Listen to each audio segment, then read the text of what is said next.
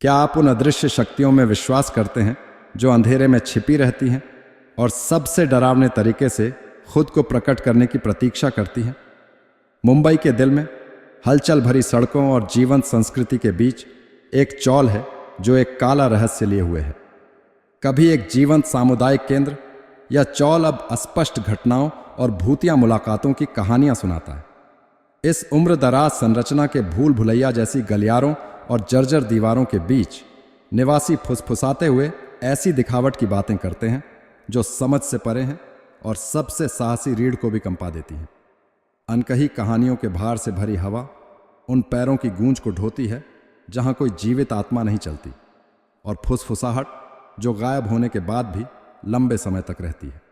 यहाँ झिलमिलाती रोशनी और संकरे मार्गों के बीच एक रहस्य है जो उन लोगों के दिलों को सताता है जो इसके भीतर रहने की हिम्मत करते हैं। चौल का इतिहास बेचैन आत्माओं और अस्पष्ट घटनाओं की कहानियों से अंकित है जो इसकी दहलीज को पार करने वाले सभी पर एक अमिट छाप छोड़ता है। स्वागत है इस डरावनी कहानी में, जहां जीवित और मृत के बीच की रेखा धुंधली हो जाती है और डर अपना रूप ले लेता है। मुंबई की एक छोटी सी हलचल भरी चौल में 3 लोगों का एक खुशहाल परिवार रहता था। एक प्यारी माँ, एक मेहनती पिता और उनका लाडला बेटा अर्जुन, जो लगभग 8-10 साल का था। अर्जुन उनकी जिंदगी की रोशनी था, जो सालों की तमन्ना और दुआओं के बाद पैदा हुआ था। उसके आने से उसके माता पिता की जिंदगी में अपार खुशी आई और वे उस पर बेहद प्यार लुटाते थे। हर सुबह अर्जुन अपनी माँ द्वारा प्यार से तैयार किए गए अपने पसंदीदा नाश्ते की खुशबू से उठता था। वह स्कूल जाने वाला बच्चा था, होशियार और सक्रिय, जिसे पढ़ना पसंद था और वह अपनी पढ़ाई में अव्वल था। उसके दोस्त उसकी बुद्धिमानी और ऊर्जावान भावना के लिए उसकी प्रशंसा करते थे। स्कूल के बाद वह घर दौड़ता और उसकी माँ का गर्म भोजन लेकर उसका इंतजार करते देख उसका चेहरा चमक उठता।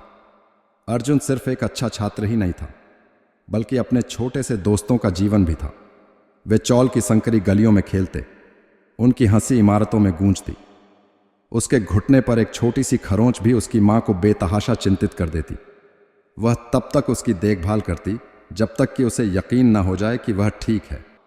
स्कूल की छुट्टी के दौरान एक दुखद दिन, अर्जुन और उसके दोस्तों ने चौल में एक छोटे से खुले क्षेत्र का पता लगाने का फैसला किया जिसे निवासियों द्वारा शायद ही कभी देखा जाता था। उस क्षेत्र में एक पुराना छोड़ा हुआ कुआं था जिसे बच्चों ने दिलचस्प पाया। जैसे ही वे खेलते और एक दूसरे का पीछा करते थे, अर्जुन का पैर फिसल गया। वह अपना संतुलन खो बैठा और कुएं में गिर गया। उसके दोस्त मदद के लिए चिल्लाए, लेकिन कुआं बहुत गहरा था।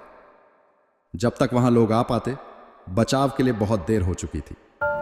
अर्जुन की दुखद मौत ने उसके माता पिता को तोड़ दिया और पूरे चौल पर एक काला साया छा गया। उनके घर में जो खुशी और हंसी गूंजती थी, वह दुहक की असहनीय चुप्पी से बदल गई।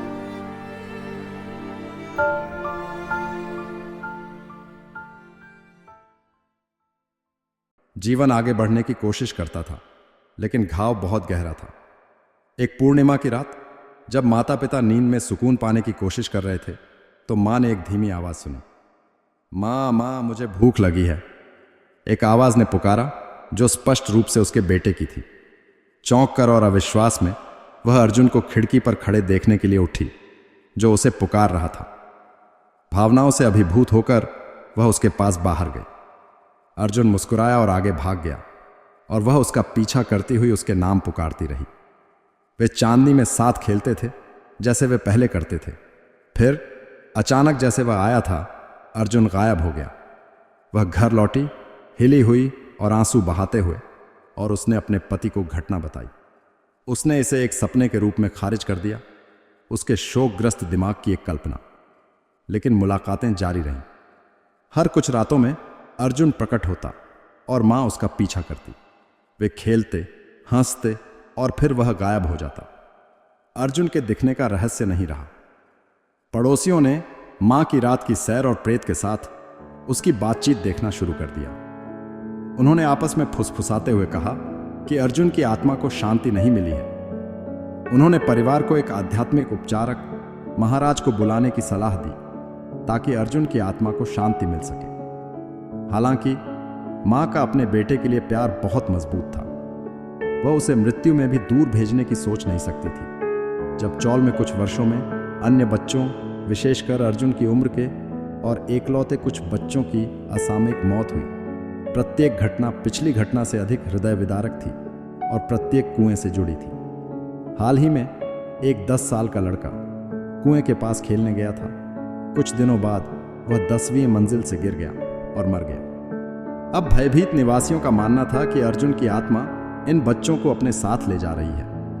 बच्चों को कुएं से दूर रखने के प्रयासों के बावजूद दुर्घटनाएं जारी रहीं, जिससे डर और अंधविश्वास बढ़ गया। क्या यह सब सिर्फ दुखद संयोग थे या अर्जुन की बेचैन आत्मा वास्तव में इन मासूम बच्चों की जान लेने के लिए जिम्मेदार थी? यह सवाल आज भी चौल को सताता है, जिससे हर कोई लगातार डर और दुह की स्थिति में रहता है।